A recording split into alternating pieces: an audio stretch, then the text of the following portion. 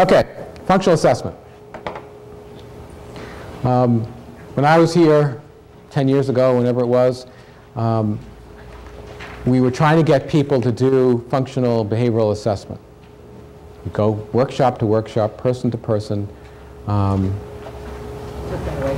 Took that away from me, thank you. Got it. I'm in great shape. Trying to get people to do this. Then in 1997, wake up one morning and find out that the federal government, in the reauthorization of the Individuals with Disabilities Education Act, IDEA, said everybody has to do a functional behavioral assessment under certain circumstances. At one level, it was like Christmas. It was like getting everything you ever asked for. That lasted for about 15 minutes. And then I realized, oh my God, these people don't know how to do this. And what you find when you go around the country and you talk to people and say, do you do functional behavioral assessments? Most people say, of course we do. And then I say, what do you do? And I get different answers from everybody I talk to. The federal government didn't say how to do a functional behavioral assessment. They just said you should do one. They also said you should do something like positive behavioral supports. They didn't tell anybody what that was. Okay? We are kind of up in the air now, and we have a lot of people from special ed and regular ed that have to deal with this issue now. If you have a kid, even out of the special ed system, who has severe behavior problems, there are certain circumstances where you have to do a functional behavioral assessment. Very quickly, let me just do some terminology. Functional assessment or functional behavioral assessment is a class of intervention, a class of assessments that underneath it includes lots of different things. One of them is something called a functional analysis. And a functional analysis is basically an experiment. Okay? You are doing an experiment live with a child to see what makes this behavior problem better or worse. So if I were to turn the lights down and counted how many times you bit your hand, and then I put the lights back up again and counted how many times you bit your hand, and put the lights back down again, that would be a functional analysis. I would be changing something in the environment to see how it affected behavior problems. So if I gave you difficult work to do, counted how many times you screamed, then gave you easy work to do, counted how many times you screamed, that would be a functional analysis. Now, the problem with functional analysis is it can be fairly time-consuming. It can be pretty cumbersome. There are also circumstances where you really wouldn't want to do it. One of the circumstances is if it's going to make a behavior problem worse, that you really don't want it to be worse. I worked with a girl once who banged her head on the corner of tables. Hard. Now, you can't do a functional analysis and say, okay, well, when I gave her this hard work, she banged her head 15 times, and then when I gave her the easy work, she only banged it twice, so it's hard work. I can't justify having her do serious damage. I was at another place and I had to work with someone, this was my favorite behavior. They called it elope. She eloped. When they first said it, I thought, well, isn't that romantic? You know, that's really nice. She eloped.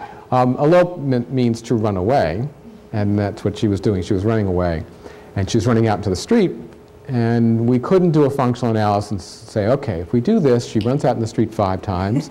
Hopefully she didn't get hit by a car or a truck. There are certain times you can't do that. So a lot of the functional assessments are really geared towards observing things either as they are or to try to get information indirectly. And that's what I'm going to talk to you about. In your handouts that I gave you, we talked about ABC charts. I just want to take a minute to talk about it. That's where you would write down the behavior, what happened before it, and what happened afterwards, the antecedents and the consequences. Real time. So let me show you what this looks like. Here's the chart you have.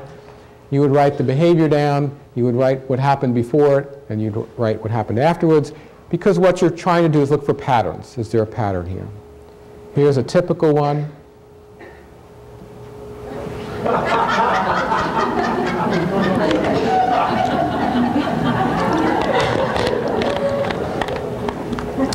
Well, thank you for laughing.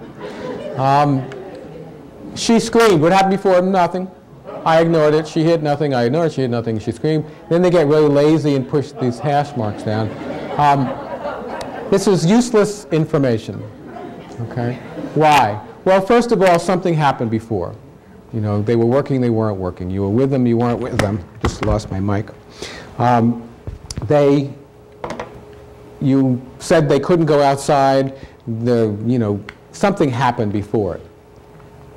What's wrong with this? Well, I ignored it. Does that mean you were working with her, she screamed, and you turned away to ignore the screaming? Does that mean you were working with her, she screamed, and you kept working with her as if it wasn't happening? Those are two different things, and they'll have two different outcomes. Here's a better one. She pinched me. What happened before? I asked her to sit down. I walked away from her. She was told to go back to work. She kicked another student. I sent her out of the room. I was working with her on her math. She scratched my arm. I sent her to the principal's office. Principals, by the way, love this. Any principals here? School principals? Yeah, they're too embarrassed. I was in Hawaii in a convention of school principals. So almost all the school principals in Hawaii were there. And you know how you can tell? I'm going to make fun of all the other groups too, so don't feel like you're being picked on. But you can tell.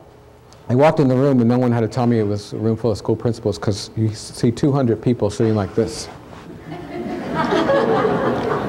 Like, prove it to me. And they were kind of not really paying much attention. I was probably having a difficult time too, because the room was kind of set like this, and in the back was all glass, and it overlooked the pool. And I was in Hawaii, and I never got outside during the daytime. So here I was watching, 200 faces like this, and beyond them there are people doing this. So it wasn't going great until I mentioned something about this, and then they all perked up, because then they realized sending the kid to the principal's office could actually be reinforcing. It could be making the problem worse. And that's what was happening. She, even coming back to the room from the principal's office, slapped another student, and I sent her back to the office. It's escape. Okay, so for some kids, this can be a problem. Now, how do you get someone to fill out a chart like this? One way to do this is to give them the background I talked to you about. You need to know what you're looking for. We're looking to see if it might be escape motivator, looking to see if it might be attention getting, looking to see if it might be tangible. We're looking for these kinds of patterns, so I want to know, did you just ask them to do something? Or I hadn't talked to them in 5 minutes, or I was working on this difficult task. And similarly here, what the consequence is, something that kind of fits in. Did you pay attention to it? Did they escape? Did they get something that they wanted? You said, no, you can't play with that now. They scream, and you end up giving it back to them. That could be the pattern that you're looking for. ABC charts can be helpful. We use them. We don't use them alone. And this is an important point. Assessment, like any assessment, you do multiple forms of assessment. Okay, so you never rely on just one method to do an assessment.